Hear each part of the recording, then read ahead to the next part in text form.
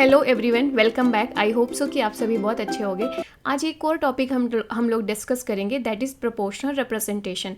Exam point of view से important है। Previous years में आप देखेंगे तो टाइप्स ऑफ इलेक्टोरल सिस्टम से बहुत सारे क्वेश्चन पूछे गए हैं ना।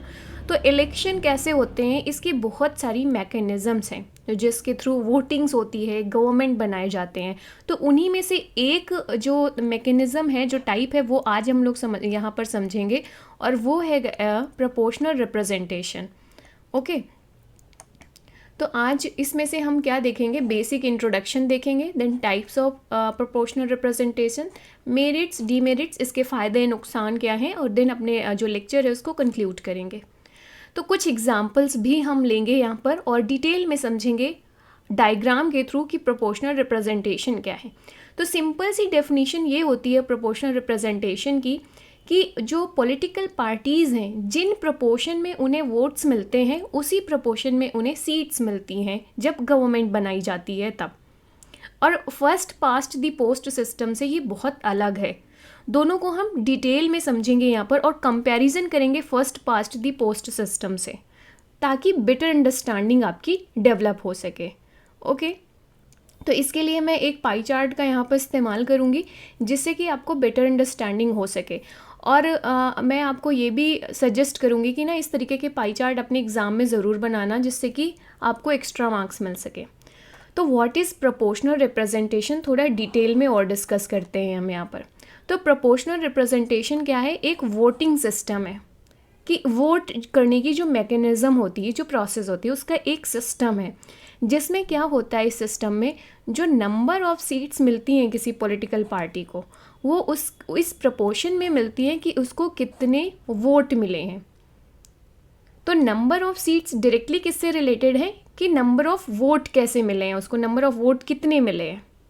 जबकि first past the post system में ये नहीं होता है। First past the post system में क्या होता है, जो भी पॉलिटिकल पार्टी को मेजॉरिटी सीट्स मिल जाती हैं वो गवर्नमेंट बना लेती है। अब बाकी फिर पॉलिटिकल पार्टीज़ को कितना मिला है, वो 1% वोट से हारे हैं या 0.1% वोट से हारे हैं, doesn't matter. So in contrast, देखो कंपैरेटिव आंसर लिखना बहुत ज़रूरी होता है। So in contrast to winner takes all, जो first past the post system है, उससे ये बहुत अलग है। ओके, और सबसे इम्पॉर्टेंट है जो ये वोटिंग सिस्टम है प्रोपोर्शनल रिप्रेजेंटेशन को, इसको इस तरीके से डिज़ाइन किया गया है कि जो माइनॉरिटी ग्रुप्स एंड पार्टीज़ हैं ना, उनको भी गवर्नमेंट में जो शेयर मिले, क्योंकि कुछ वोट्स तो मिले ही हैं ना उनको। फिर वेरियस टाइप्स हैं इसके, जैसे कि party list system, single transferable vote system, mixed system, ये प्रोपोर्शनल रिप्रेजेंटेशन के टाइप्स हैं। तो ये कई सारे कंट्रीज़ में फॉलो किया जाता है। इज़राइल हो गया, कई सारी यूरोपियन कंट्रीज़ हैं, ओके, नीदरलैंड हो गया आपका, अर्जेंटीना हो गया। तो ये बेसिक इंट्रोडक्शन इतना आप लिख सकते हो। तो आई होप कि प्रोपोर्शनल रिप्रेजेंटेशन को आप डिफ़ाइन कर सकते हो।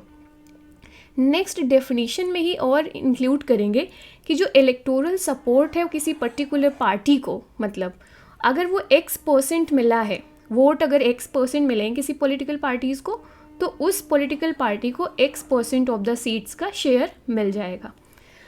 अब ये तो हो गए बेसिक चीज़ें। अब इसको हम इस पाई चार्ट के थ्रू समझते हैं। आई होप कि ये प्रॉपर विजिबल होगा आपको, तो इसके थ्रू समझते हैं। तो मैंने यहाँ पर लिया है कि for example just a second, तो फॉर एग्ज़ाम्पल 100 सीट्स हैं। ओके, किसी भी लेजिस्लेचर में 100 सीट्स हैं, 100।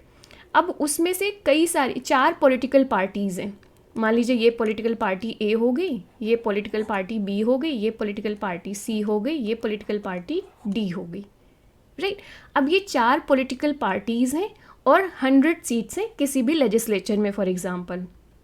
ओके, तो अब इन जो पॉलिटिकल पार्टीज़ हैं उसको 55% वोट मिले हुए हैं किसी भी इलेक्शन में। उसी इलेक्शन में पॉलिटिकल पार्टी बी को 25% वोट्स मिले हैं, और उसी इलेक्शन में जो पॉलिटिकल पार्टी है उसको 5% वोट्स मिले हैं, एंड पॉलिटिकल पार्टी डी को इसमें से 15% वोट मिले हुए हैं। ये हो गया जो वोट सपोर्ट मिल रहा है, उन्हें वोट्स मिले हैं इलेक्शन में।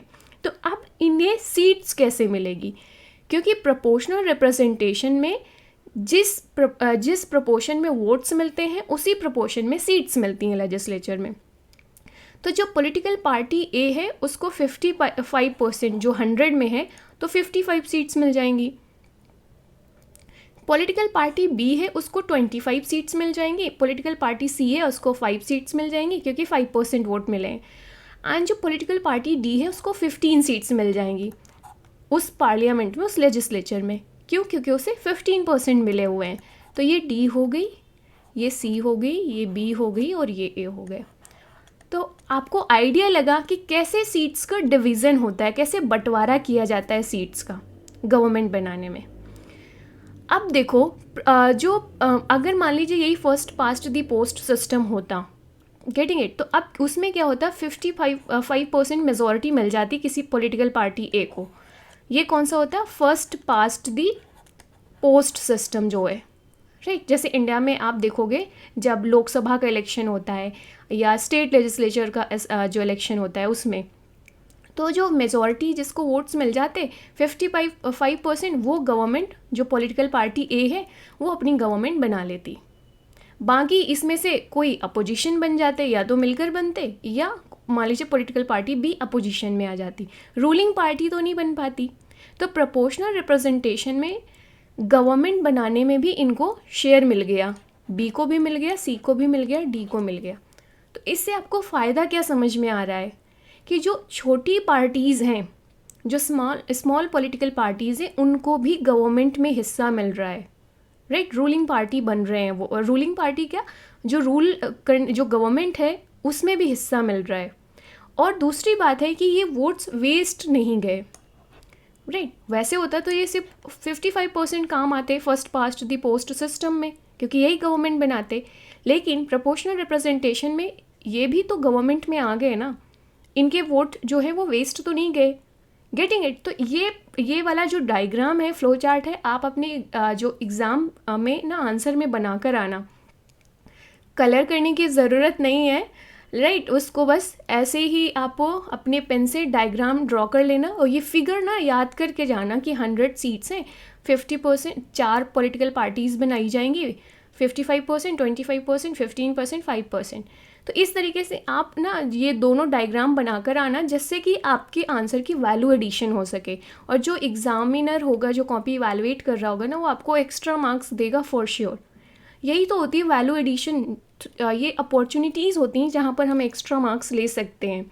तो हमें उन अपॉर्चुनिटीज़ को कभी नहीं खोने चाहिए जहाँ पर हमें एक्स्ट्रा मार्क्स मिल सके।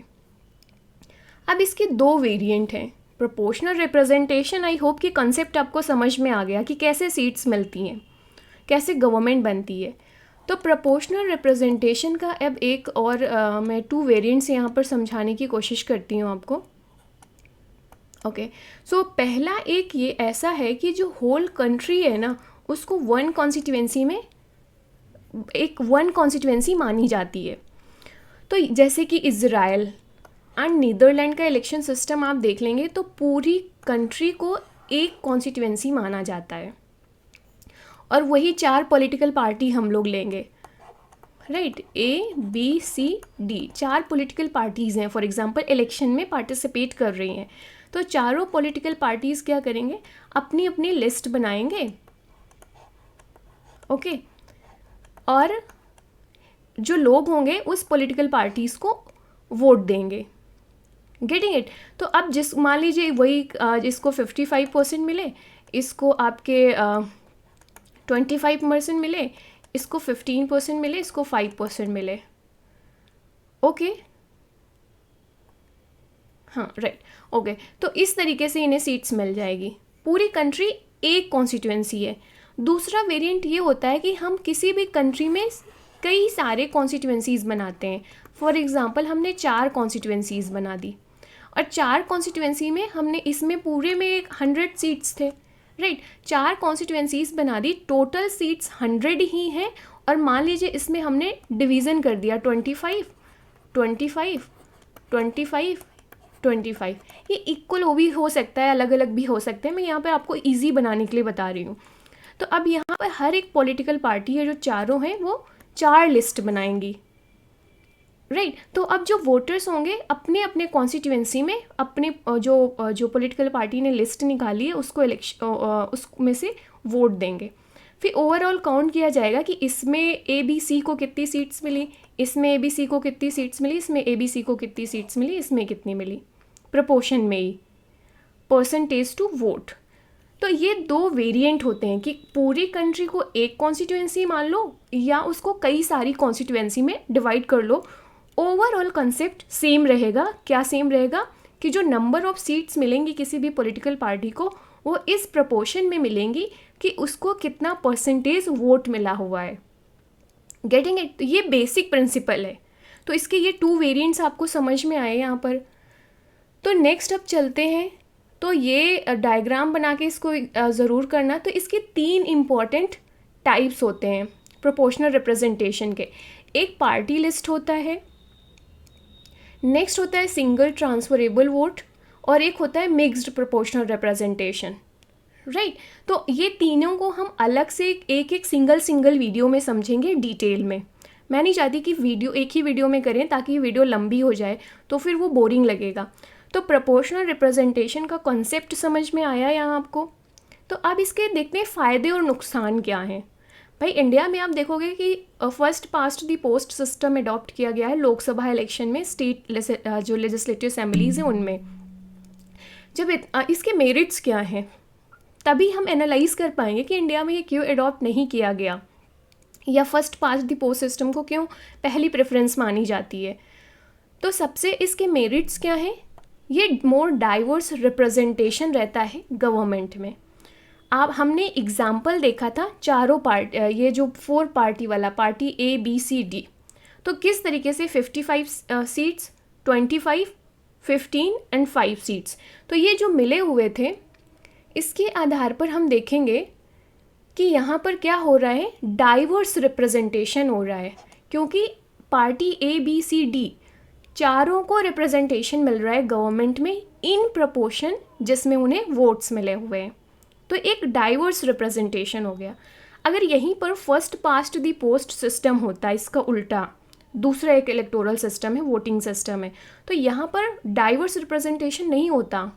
कहाँ पर? First past the post system में। क्यों? क्योंकि वहाँ पर मेजॉरिटी में 55% में जो पार्टी ए थी वही गवर्नमेंट बना लेती।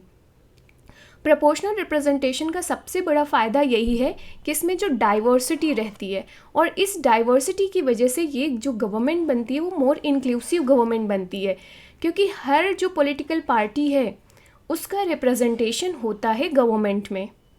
तो आपको पता है कि पॉलिटिकल पार्टी अलग अलग पॉलिटिकल आइडियोलॉजी के बेसिस पे बनी होती हैं।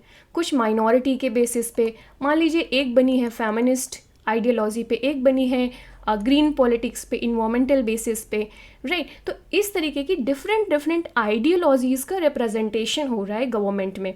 तो गवर्नमेंट आपकी क्या बनती है? इंक्लूसिव बनती है, क्योंकि मल्टीपल इंटरेस्ट ग्रुप को वहाँ पर इंक्लूड किया गया है। तो इस तरीके से जो गवर्नमेंट होती है वो बेटर रिफ्लेक्ट करती है डाइवर्सिटी ऑफ द पॉपुलेशन। जैसे मैंने बताया ना कि कुछ लोग होंगे जो फेमिनिज्म को सपोर्ट करेंगे, वो भी होंगे, ग्रीन पॉलिटिक्स वाले होंगे जो इन्वायरमेंट प्रोटेक्शन के लिए काम करेंगे, या लेफ़्ट आइडियोलॉजी हो गई, या स्टूडेंट्स को कोई सपोर्ट कर रहा है वो हो गया। इस तरीके से वहाँ, या कोई पर्टिकुलर एथनिक या लैंग्वेज के बेसिस पे कोई पॉलिटिकल पार्टी है उसका भी रिप्रेजेंटेशन हो गया। तो डाइवर्सिटी आ गई ना। तो जो इस ओवरऑल जो प्रोपोर्शनल रिप्रेजेंटेशन वोटिंग सिस्टम है, इसमें जो स्मॉल पॉलिटिकल पार्टीज़ होती हैं या जो माइनॉरिटी ग्रुप्स की पॉलिटिकल पार्टीज़ होती हैं, अगर उन्हें सिग्निफिकेंट सपोर्ट मिलता है तो उन्हें उसी प्रपोर्शन में सीट्स भी मिल जाती है गवर्नमेंट में। Getting it? तो इस तरीके से बेटर चांस होते हैं कि वो अपने जो इंटरेस्ट है उसको बेटर रिप्रेजेंट कर पाएँ। तो ये इनके जो मेरिट्स हैं ये ज़रूर लिखना आप। जो इम्पॉर्टेंट कीवर्ड्स हैं ना उनको मैंने बोल्ड किया हुआ है ऑलरेडी।